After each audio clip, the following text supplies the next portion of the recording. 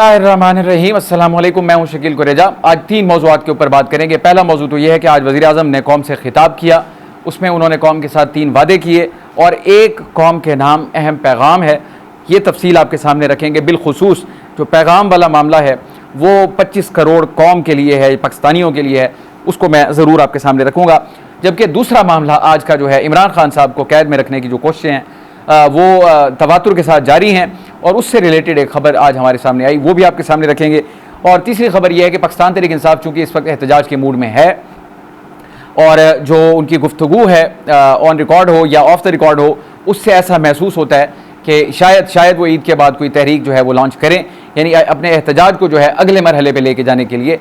लेकिन उनको एहतजाज की इजाज़त नहीं है और हुकूमत रोज़ उनको कोई ना कोई ऐसा टीज़र देती है जिससे उनको ये महसूस हो, उनको ये पता चले कि अगर वो एहतजाज के लिए निकलेंगे तो उनके साथ क्या होगा। ऐसा ही एक वाक़या जो है कल का है और आज उसके ऊपर क्या हुआ उसकी तफसील भी आपके सामने रखते हैं। तो आते हैं वज़ीर आज़म साहब के आज कौम के साथ जो कौम के लिए उनका खिताब था उसकी 3 वादों की तरफ। पहली ये चीज़ जो वज़ीर आज़म साहब ने कौम से एक वादा किया और बड़ा गैर मामूली वादा है, वो ये कहते हैं कि मैं आपसे वादा करता हूँ कि मौजूदा IMF प्रोग्राम पाकिस्तान की तारीख़ का आखिरी प्रोग्राम होगा।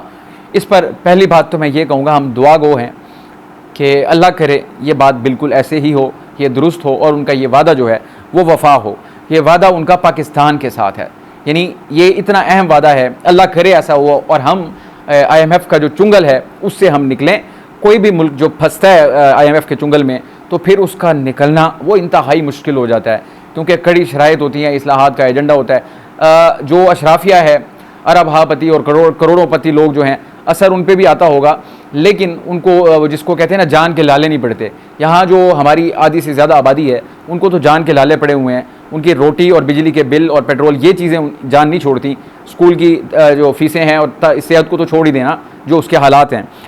ये प्रोग्राम अगर ख़त्म होगा, मैंने कल परसों भी गुजारिश की थी कि पाकिस्तान का जो मौजूदा बजट पेश किया गया उसमें अखराजात का जो तखमीना होता है, अखराजात और आमदनी का, पाकिस्तान के जो अखराजात हैं उसमें से सबसे बड़ा हिस्सा जो है वो सूद की अदायगी में जाता है। तो सूद की अदायगी किस पे होती है? कर्ज़ों के ऊपर। अगर हम कर्ज़ों से जान छुड़ा लें तो ये हमारी बड़ी यानी जान बख्शी हो सकती है। बहरहाल एक उनका ये वादा है, हम दुआ करते हैं कि वो इसमें कामयाब हों और पाकिस्तान भी इसमें कामयाब हो। अब IMF का ये प्रोग्राम जो है इसके बारे में हमारे जो नए वज़ीर ख़जाना हैं मोहम्मद औरंगज़ेब साहब, ये पहली मरतबा वज़ीर ख़जाना बने। इस वक्त इसकी अहमियत की वजह से वो इसको ये नहीं कहते कि IMF का प्रोग्राम है, वो हमेशा इसको कहते हैं कि ये पाकिस्तान का प्रोग्राम है। पाकिस्तान का प्रोग्राम का मतलब ये है कि इस वक्त पाकिस्तान को बचाने की कोशिशें हो रही हैं माशी तौर पे दलदल में धंसने से, यानी कि इसमें धंस ना जाए, डिफ़ॉल्ट की तरफ ना चले, उससे चले निकल आए आप बाहर। लेकिन अब मामला इस वक्त इतना सिंपल नहीं है।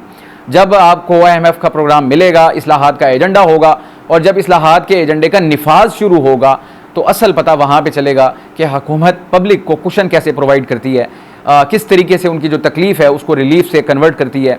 तो ये बहरहाल थोड़ा मुश्किल काम होगा, लेकिन ऐसा अल्लाह करे कि हम इसमें से निकल जाएँ। अलबत्ता नून लीग के क्रेडिट के ऊपर ये चीज़ मौजूद है कि 2013 का जो इनका टेन्योर था, 2013 से 18 वाला, उसमें इन्होंने IMF प्रोग्राम शुरू किया और उसको पाए तकमील को पहुँचाया। ये इनके क्रेडिट पे है। हम दुआ गो हैं, उम्मीद करते हैं पाकिस्तान के लिए और पाकिस्तानियों के लिए ऐसा ही हो, अच्छा प्रोग्राम मिले और खैर आफियत से मुकम्मल हो और जो उसके फ़वाइद हैं वो मुल्क, कौम और सबको पहुँचे। तो ये तो एक बात हो गई, इनका एक वादा हो गया, उम्मीद करते हैं कि वादा पूरा होगा। अब आते हैं उनके दूसरे वादे की तरफ। वो ये कहते हैं कि आइंदा 1.5 से 2 माह में ऐसे इदारों का खात्मा कर दिया जाएगा जो पाकिस्तान पर बोझ बन चुके हैं। ये एक बहुत बड़ा कट्टा है, यानी कि पाकिस्तान के अंदर जो यानी इतने बड़े बोझ बन गए हैं कि तनख्वाहें भी जाती हैं और उन इदारों को जो भी उनके अखराजात हैं वो तो जाते हैं, लेकिन वहाँ से प्रोडक्टिविटी कोई भी चीज़ नहीं है। मसलन अगर आप फ़र्ज़ कीजिए PIA को देख लें तो PIA का पता नहीं कई 100 अरब रुपए का खसारा है, ये मामला अपनी जगह है। अगर स्टील मिल को देख लें उसका अपनी जगह मामला है। तो ये बहुत सारी चीज़ें हैं कि जिनके ऊपर सरकार को पैसा डालना ही डालना पड़ता है और वहाँ से आमदनी का कोई ज़रिया कुछ भी नहीं है, वो सिर्फ वहाँ पे खर्च होता है। यानी वो जिसको कहते हैं ना रेत के ऊपर घी डालने वाली बात है, जितना मर्जी डालते जाएं वो चूस लेता है। तो अगर इनका खात्मा हो जाता है तो ये भी पाकिस्तान के लिए अच्छी खबर होगी, क्योंकि कोई पैसा बचेगा तो आवाम पे खर्च होगा। इसके बाद आगे वो ये कहते हैं मेरा वादा है कि 1.5 माह में ठोस फैसलों के साथ आपके सामने आऊँगा। अब उन्होंने एक टाइमलाइन दे दी कि ये जो उन्होंने बात की कि 1.5 से 2 माह के अंदर इन चीज़ों के ऊपर अमल दरामद हो जाएगा और इनके ठोस फैसलों के साथ मैं आपके सामने आऊँगा। तो उनसे हम ज़रूर सवाल करेंगे। डेट और टाइम हम याद रखेंगे, 1.5 से 2 माह के बाद हम उनसे सवाल ज़रूर करेंगे। उम्मीद तो यह है कि वो खुद आगाह करेंगे और जितना जल्दी मुमकिन हो इनको कर दें, क्योंकि सूरत हाल जो है मुल्क की माशी एतबार से वो बड़ी ही तशवीशनाक है। जितनी मर्जी ये कवर करने की कोशिश करें, लेकिन हालात जो हैं वो कौम को पता है, जिस तरीके से वो भुगत रहे हैं। अब जो बिजली के बिल आएंगे, जो गैस के बिल आ रहे हैं, आपके जो बिल सर्दियों में आते थे गैस के, वो अब गर्मियों के अंदर बिल आ रहे हैं। इससे आप हमें अंदाज़ा होता है कि सूरत हाल जो है वो किस कदर तशवीशनाक है।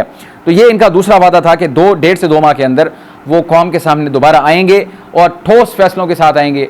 वो इदारे जो कौम और मुल्क के ऊपर बोझ बन चुके हैं और वो चूस रहे हैं इसका कौम का खून, उसका खात्मा करेंगे।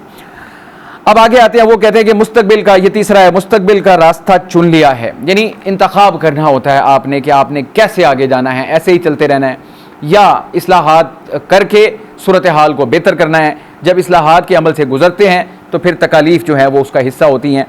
वज़ीर आज़म साहब कह रहे हैं कि उन्होंने मुस्तकबिल के रास्ते का इंतखाब कर लिया है। अब आगे कहते हैं कि अवामी पैसे पर अयाशी नहीं होगी। इन बातों को ज़रा गौर से सुनिएगा। इसी के अंदर से जो मैंने जो कौम के नाम पैगाम है वो अखज़ किया है, वो मैं आपके सामने रखता हूँ। मुस्तकबिल का रास्ता चुन लिया है, अवामी पैसे पर अयाशी नहीं होगी और कौम का एक एक धेला मुल्क की तरक्की पर खर्च होगा। आपसे अहद है कि पाकिस्तान का मुस्तकबिल रोशन करने के लिए कड़े से कड़ा फैसला करूँगा। आगे फरमाते हैं, कोई दबाव बर्दाश्त नहीं करूँगा और जो कुर्बानी देनी पड़ेगी मिलकर देंगे। अब इसमें पैगाम क्या है? मुस्तकबिल का उन्होंने तायुन तो कर लिया। तायुन ये है कि मुश्किल रास्ते का इंतखाब किया है और मुश्किल रास्ते से मुराद ये है कि इस्लाहात होंगी जहाँ जहाँ दरकार हैं।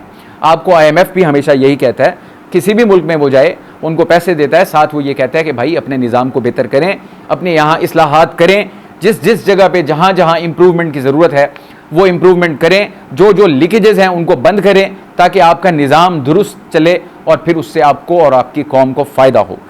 अब आखिरी बात जो प्राइम मिनिस्टर साहब ने की, वैसे तो सारी बातें आखिर वाली जो हैं, तीसरे पॉइंट वाली, वज़ीर आज़म साहब फरमाते हैं जो भी कुर्बानी देनी पड़ेगी मिलकर देंगे। अब मुझे बताएं, वज़ीर आज़म साहब यानी शहबाज शरीफ साहब हों, नवाज शरीफ साहब हों, मरीम साहिबा हों या आसिफ जरदारी साहब और उनकी फैमिली, जो भी सियासी ख़ानदान हैं या जो पार्लिमान के अंदर बैठे हैं लोग, इनके अंदर से कोई शख्स गरीब नहीं है।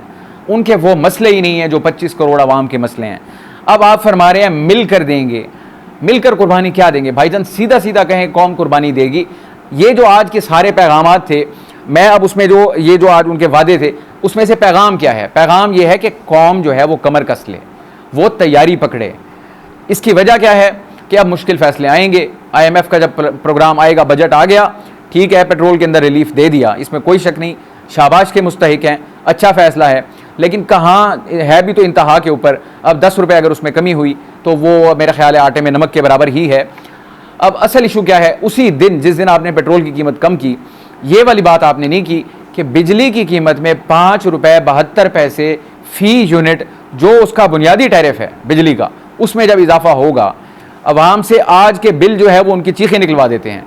लोग एक एक कमरे में बैठ के एक पंखे में गुजारा करने पे मजबूर हैं। 200 यूनिट की प्रोटेक्टेड कैटेगरी होती है। लोगों की सर तोड़ कोशिश होती है गरीब आदमी की कि वो प्रोटेक्टेड कैटेगरी में किसी तरह रहे। गैर ज़रूरी कोई चीज़ नहीं चलाते, एक चलाते हैं दूसरी बंद कर देते हैं। ये लोगों की हालत है इस वक्त। और जब इसके ऊपर मजीद 5 रुपये और 72 पैसे का इजाफा होगा, अब फैसला क्या है? नेपरा कर चुका, मंजूरी दे के हुकूमत को भेज चुका है। अब काबीना सिर्फ ये फैसला करेगी कि इसका इतलाक बैक वक्त करना है या मरहलावार करना है। फैसला हो चुका है, 5 रुपये 72 पैसे फ़ी यूनिट, ये बिजली का बुनियादी जो टैरिफ है उसकी, यानी ये ऐसे ही चलेगा हर महीने। एक तो है फ्यूल प्राइस एडजस्टमेंट, वो आपको लग के आती है महाना, 2 महीने पीछे वाला जो बिल होता है उसकी आपको इस महीने लग के आएगी। लेकिन ये जो 5 रुपये 72 पैसे का इजाफा है वो आपके हर यूनिट के साथ उसका इजाफा हुआ है। 29 रुपये 78 पैसे पर यूनिट औसत पड़ता था, अब वो हो जाएगा 35 रुपये और कुछ पैसे पर यूनिट बुनियादी टैरिफ। टैक्सेस अलावा हैं, फ्यूल प्राइस अलावा होगी। बहरहाल ये वो कुर्बानियाँ हैं जिसके लिए वज़ीर आज़म साहब ने हमें आज पैगाम दिया है। कौम के नाम जो पैगाम है कि भाई तैयारी पकड़ लें, मिल के कुर्बानी देंगे।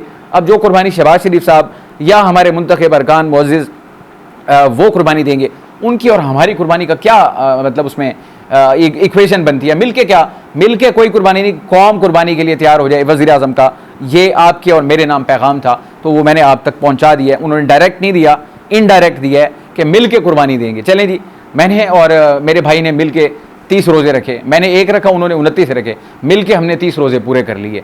तो ये आप इससे आप बखूबी बात समझ गए होंगे। एक चीज़ वज़ीर आज़म के खिताब में से मिसिंग थी। आप डॉक्टर के पास जाते हैं, डॉक्टर जो कमाल उसका ये होता है कि वो पहले तशख़ीस करता है, फिर इलाज तजवीज़ करता है।